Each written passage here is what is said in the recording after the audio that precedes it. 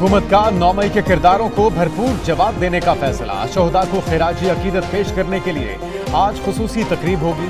वजीर आजम शहबाज शरीफ जिन्ना convention centre में तकरीब में शिरकत करेंगे। तकरीब में आला अस्करी क़यादत की भी शिरकत का इम्कान। विफाकी काबीना का खुसूसी इजलास होगा। वजीर आजम सानह 9 मई पर खुसूसी पैगाम देंगे। 9 मई यौम सियाह से मुतल्लिक हुकूमती पॉलिसी की मंजूरी का इम्कान।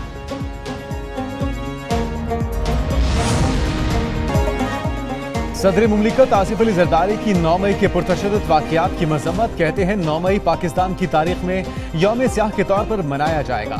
सियासी तौर पर मुश्तिल हुजूम ने मुल्क भर में कोहराम मचाया, सरकारी अमलाक और फौजी तनसीबात को नुकसान पहुंचाया। पुरतशद्दुद वाक़यात से पाकिस्तान के दुश्मनों के मफादात पूरे हुए। सदर मुमलिकत का बेहतर मुस्तकबिल की तामीर, सियासी तक़सीम और नफरत खत्म करने के लिए इज्तिमाई कोशिशों पर जोर।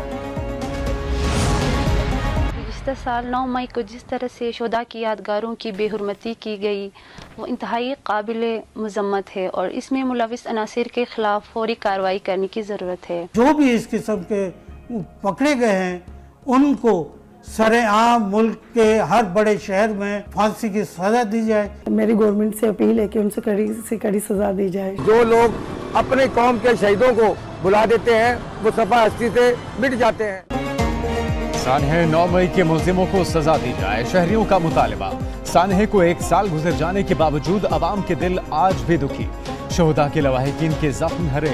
कहते हैं शोहदा की यादगारों को जलाने वालों पर अफसोस है। पाकिस्तान की पूरी दुनिया में बदनामी हुई। हमारी आज़ादी शहीदों की कुर्बानियों की मरहून मिन्नत है।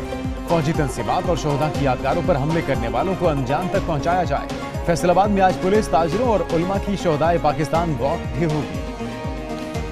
सख्त सजा दी जाए। 9 मई के ऐसा दोबारा कभी नहीं होने देना। हुकूमत ने 9 मई का स्लोगन दे दिया। विफाकी वज़ीर इत्तलात अता तारड़ की न्यूज़ कॉन्फ्रेंस बोले 9 मई के दिलखराश वाक़यात को 1 साल मुकम्मल हो गया। 9 मई हमारी तारीख का स्याह तरीन दिन है। ये पाकिस्तान की सलामती, वकार और तरक्की के खिलाफ घिनौनी साजिश थी। इंतशार पसंद टोला सियासी मफाद की खातिर अपने ही मुल्क पर हमला आवर हुआ।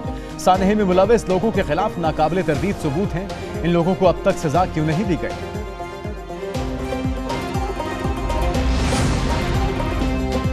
कानूनदान और कानून के रखवाले आमने सामने आ गए। लाहौर में वुकला का एहतजाज, पुलिस के साथ तसादुम। हाईकोर्ट के बाहर जीपीओ चौक मैदान जंग बना रहा। वुकला का पथराव, पुलिस का लाठीचार्ज, आंसू गैस और वाटर कैनन का इस्तेमाल। तसादुम में डंडों का भी इस्तेमाल। 2 एसपी, 2 एसएचओ और 12 एहलकार जख्मी। पुलिस ने 29 वुकला को हिरासत में ले लिया। पथराव से कई शहरियों की गाड़ियों को भी नुकसान। वुकला ने पुलिस से मुज़ाकरात नाकाम होने पर दोबारा एहतजाज किया। पुलिस ने मुंतशिर कर दिया। वुकला को तशद्दुद का निशाना भी बनाया।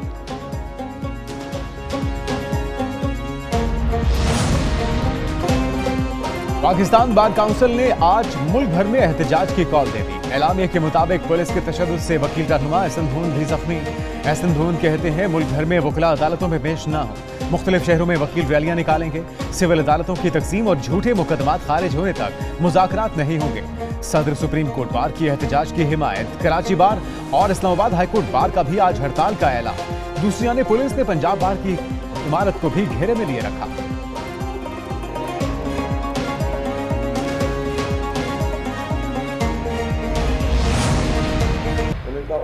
जाके बाहर पाकिस्तान की आवाम को ये बात बताएं कि मैं आइन और कानून पे किसी किस्म की सौदाबाजी करने के लिए तैयार नहीं हूं, चाहे जितना भी मुझे यहाँ पे जेल में बैठना पड़े। तहरीक इंसाफ का किसी किस्म के मुज़ाकरात करने से इनकार। तहफ़्फ़ुज़े आईने पाकिस्तान सेमिनार में मुल्कगीर पुरअमन जदोजहद शुरू करने का ऐलान। अपोजिशन लीडर उमर अयूब का खिताब। बोले बानी पीटीआई ने कहा है कि किसी किस्म के मुज़ाकरात नहीं होंगे। मुल्क में कानून की हुक्मरानी होनी चाहिए। बैरिस्टर गौहर ने दावा किया पीटीआई ने 180 नशिस्तें जीती। कौमी असम्बली में 2/3 अक्सरियत है। शिवली फराज बोले मुल्क में घुटन का माहौल है। महमूद अचकज़ई, हामिद खान, नासिर अब्बास और दीगर का भी खिताब। हम 180 सीट जीत चुके हैं कौमी असम्बली में। हमारे पास मेजॉरिटी है। 2014 के धरने की इंक्वायरी के लिए तैयार हूं। मुझे खुशी होगी अगर इंक्वायरी कमेटी में पेश किया जाए। बानी पीटीआई की जेल में सहाफियों से गुफ्तगू। मजीद कहा निगरान वजीर आजम के फॉर्म 47 के बयान के बाद विफाकी हुकूमत से क्या मुज़ाकरात हो सकते हैं। उन्हें 9 मई वाक़यात का उस वक्त पता चला जब सुप्रीम कोर्ट पेश किया गया। 9 मई वाक़यात की साबिक चीफ जस्टिस उमरता बंदियाल के सामने मजम्मत की थी। अपनी 27 साल की तारीख में कभी जलाओ घेराव नहीं किया। मैं बतौर एहतजाज इन लोगों के साथ काम करने से इनकार करता हूं और न मैं इनको कैद समझता हूं। हर मामले पे खान को मिसगाइड किया गया है। बहुत से मामलात ऐसे हैं, पहले ये कोई बयान दे दे, फिर मैं इंशाल्लाह कच्चा छटा खोलूंगा इनका। शेर अफजल मरवत अपनी ही पार्टी के खिलाफ बगावत पर उतर आए। मौजूदा क़यादत को कब्जा माफिया करार दे दिया।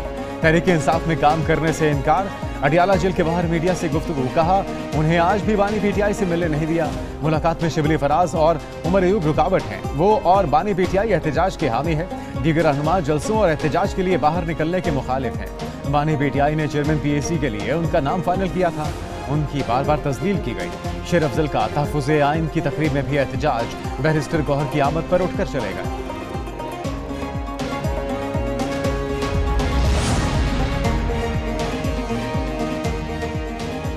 चेयरमैन पब्लिक अकाउंट्स कमेटी के लिए शेख वकास अकरम का नाम फाइनल। पीटीआई पॉलिटिकल कमेटी 1-2 रोज में नाम स्पीकर कौमी असेंबली को भेजेगी। जराये के मुताबिक चेयरमैन पब्लिक अकाउंट्स कमेटी के लिए अली मोहम्मद खान का नाम भी ज़ेर गौर आया। कमेटी ने शेख वकास अकरम के नाम को तरजीह दी। बानी पीटीआई ने भी वकास अकरम के नाम की मंजूरी दे दी।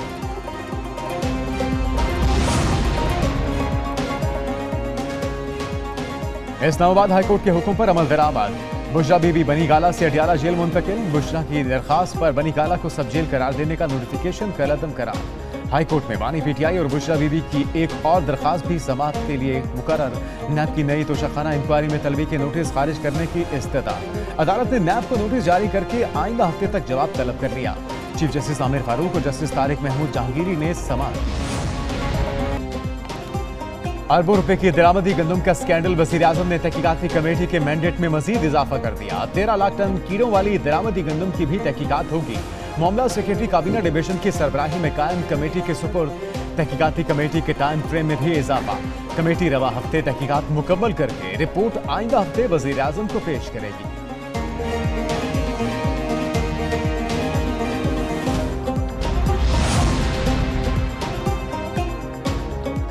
महंगाई से तंग अवाम के लिए एक और बुरी खबर। बिजली 2 रुपए 83 पैसे फी यूनिट मजीद महंगी। नरखों में इजाफा मार्च के फ्यूल प्राइस एडजस्टमेंट की मद में किया गया, जिसका इत्तलाक रवा माह के बिलों में होगा। बिजली महंगी होने से सार्फिन पर 26 अरब रुपए का इजाफी बोझ पड़ेगा। बिजली की कीमतों में इजाफे का इत्तलाक लाइफलाइन सार्फिन पर नहीं होगा।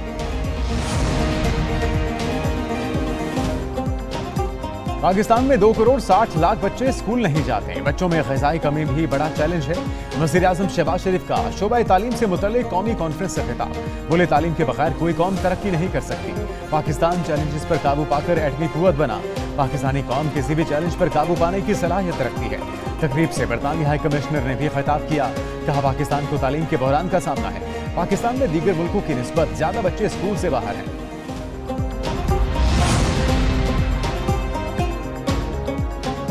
वज़ीर आला पंजाब की ज़ेर सदारत हेल्थ रिफॉर्म से मुतल्लिक इजलास। मरियम नवाज का साबिक दौरे हुकूमत में शोबा सेहत पर तवज्जो न देने पर अफसोस का इजहार। मरी अस्पताल प्रोजेक्ट में सरकारी खजाने को 4 अरब रुपए नुकसान पहुंचाने पर कानूनी कार्रवाई का फैसला।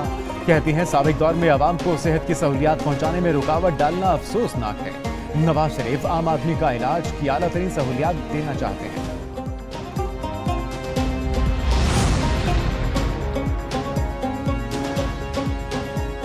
जस्टिस मोहसिन अख्तर कयानी और जस्टिस बाबर सत्तार के खिलाफ सोशल मीडिया मुहिम। इस्लामाबाद हाईकोर्ट ने तौहीन अदालत की कार्रवाई के लिए 2 बेंच तश्कील दे दिए।